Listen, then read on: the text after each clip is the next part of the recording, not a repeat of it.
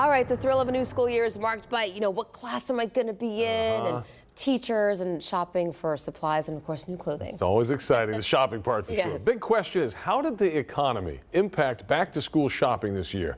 Joining us this morning to talk about a new survey is Director of Corporate Strategy and Insights for Cotton Incorporated, Melissa Bastos. Melissa, good morning. Good morning to you. Thank you for having me. Yeah, thanks for being here with us. So right off the bat, what are some of the surprising results out of this year's survey? Well, I think we are all aware of inflation, and so are the parents who are putting together their budgets to go shopping for back-to-school clothing this year. So what we find from our research is that about 85% of parents say they do know that inflation will impact their purchases overall, but at the same time, they have great intentions when it comes to shopping. They plan to spend an average of $520 on clothing, and that's up 40% from last year. But we also know that parents this year, more than the past 2 years, know that they plan to send their kids back to in-person school. So that's definitely changed some of their preparing for back to school this year compared to the past couple of years. Melissa, what are some of the top needs for back to school clothing?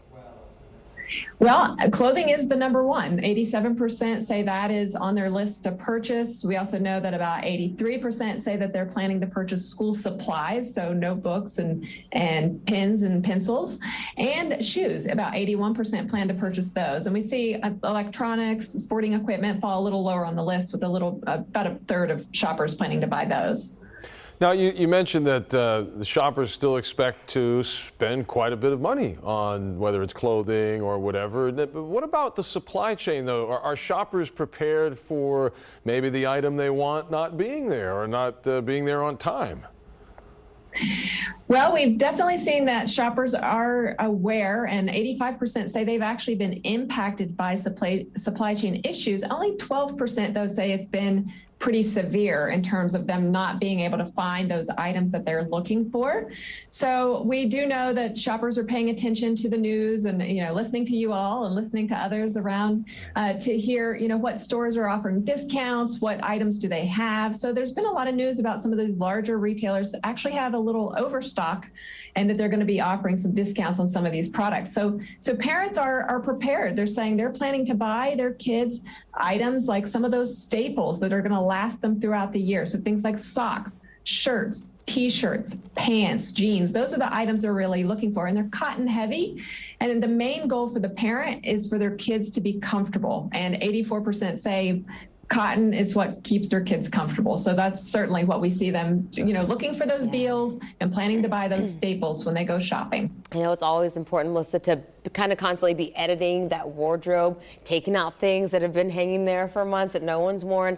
What can you do if your kids have outgrown clothing, just keeping sustainability and the economy in mind? What can you do with those items? Well, we tend to see parents are pretty quick to say that they donate those clothing items or they hand them down to either younger children or other family members.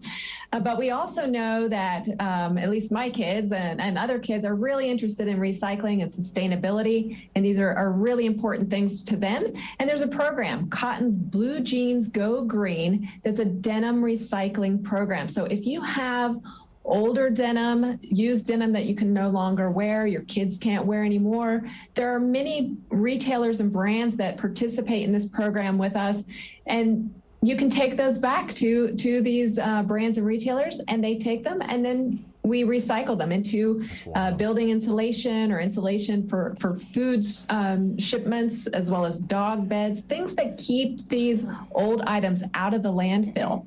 But on an even more positive note from a parent standpoint is that those brands and retailers also offer a discount on your new purchase of denim. So I can buy my kids some new jeans and I can return their old ones to a program that's going to recycle them into something that's more, better for the environment.